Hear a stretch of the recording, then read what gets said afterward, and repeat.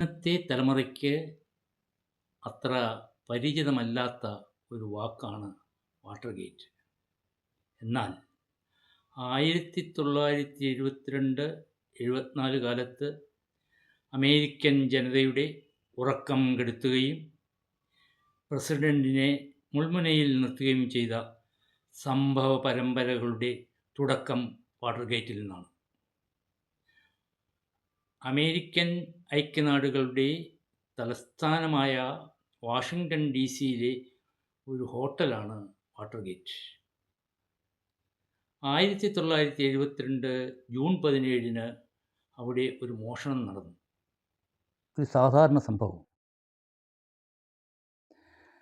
മോഷണം നടന്നത് വാട്ടർഗേറ്റ് എന്ന ഹോട്ടലിലാണ്. ആ ഹോട്ടലിൽ സ്ഥിതി ചെയ്തിരുന്ന ഡെമോക്രാറ്റിക് പാർട്ടിയുടെ ഓഫീസിലാണ് മോഷണം നടന്നത്. അടുത്ത ദിവസം പുറത്തിറങ്ങിയ പ്രമുഖ ദിനപത്രമായ വാഷിംഗ്ടൺ പോസ്റ്റ് ഒരു സംഭ്രമജനകമായ വാർത്തയാണ് പുറത്തുവിട്ടത്.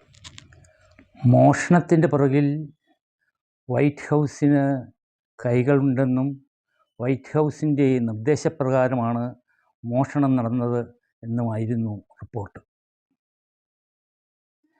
മോഷണത്തിൻ്റെ മറവിൽ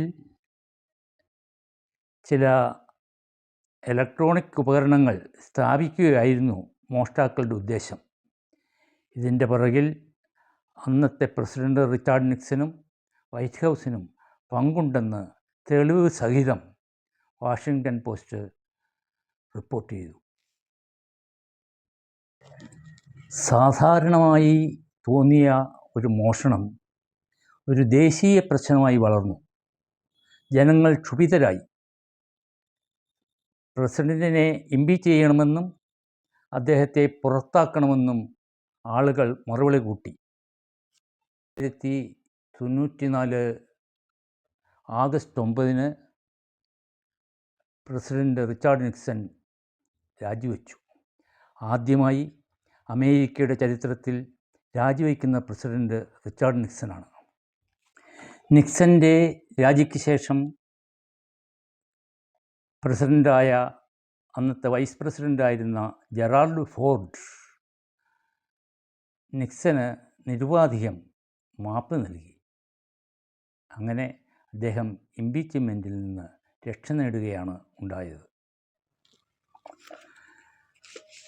ബോബ് വുഡ്വേർഡ്, കാൾ ബെൻസ്റ്റൈൻ എന്നീ പത്രപ്രവർത്തകരാണ് ഈ തെളിവ് ശേഖരിക്കുന്നതിനും അന്വേഷണാത്മക പത്രപ്രവർത്തനത്തിൻ്റെ മാതൃകയായ ഈ സംഭവത്തിനും കാരണക്കാർ. അവർക്ക് പിന്നീട് പത്രപ്രവർത്തന രംഗത്തെ ഏറ്റവും വലിയ അവാർഡായ പുലിറ്റ്സർ പ്രൈസിന് അർഹരായി. ഇന്ത്യയുടെ ചരിത്രത്തിൽ ആദ്യമായി ഇംപീച്ച്മെൻറ്റിന് വിധേയനാകുന്ന ആൾ ആൻഡ്രൂ ജോൺസണാണ്. എബ്രഹാം ലിങ്കൻ്റെ വധത്തിന് ശേഷം പ്രസിഡന്റ് സ്ഥാനമേറ്റ ആൻഡ്രൂ ജോൺസൺ ഇംപീച്ച്മെൻറ്റിന് വിധേയനായി. എന്നാൽ ഒരു വോട്ടിൻ്റെ ഭൂരിപക്ഷത്തിന് അദ്ദേഹം സെനറ്റിൽ രക്ഷപ്പെടുകയാണ് ഉണ്ടായത്. അമേരിക്കൻ പ്രസിഡൻ്റായിരുന്ന ബിൽ ക്ലിൻ്റനും ഇംപീച്ച്മെൻറ്റിന് വിധേയനായി.